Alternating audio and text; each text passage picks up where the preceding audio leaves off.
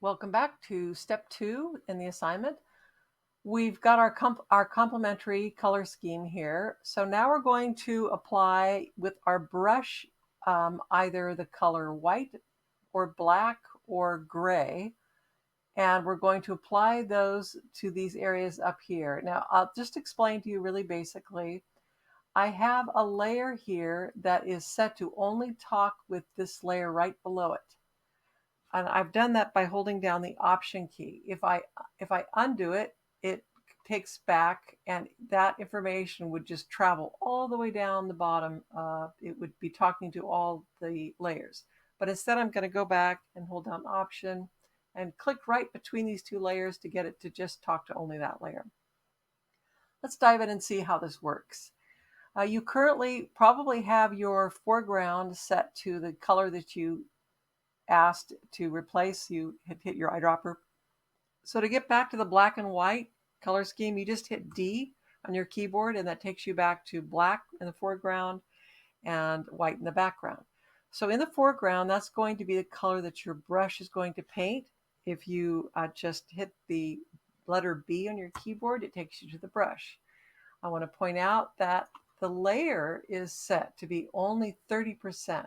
So 30% of that, think of it like the intensity of the color, only 30% of that's going to apply to that layer.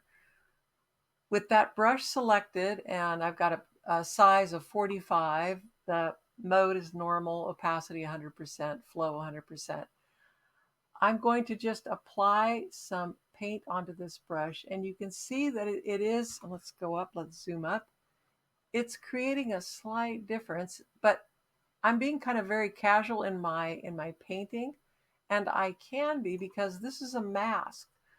So it's only going to allow me to really talk to the area in this layer that's open in the mask. And if I click on the mask, you can see that's the area that it's going to let the information sort of leak down into this layer, so to speak.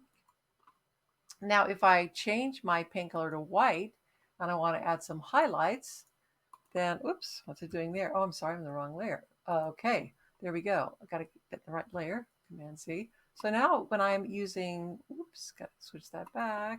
I've got white, which now is introducing highlights. Really, it's a very simple but very powerful way to create a color scheme in your artwork. Now, if you want to do something with the background, you want to work in the layer right here, which is talking to the sky or the background. And I've got white on my brush now. So what happens if oops, let's see. There, okay, so there we go. I've got some interesting color going down. And again, it's not going to spill into the tree area. That's masked out. The only area that's being revealed in this area is the background. So then if I change my color to black, I've got a darker color.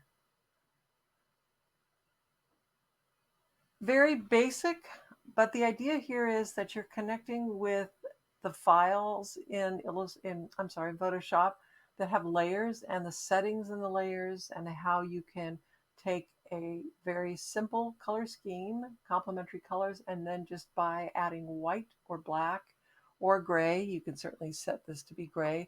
You can create all kinds of additional colors, and it is a very powerful way to create an illustration.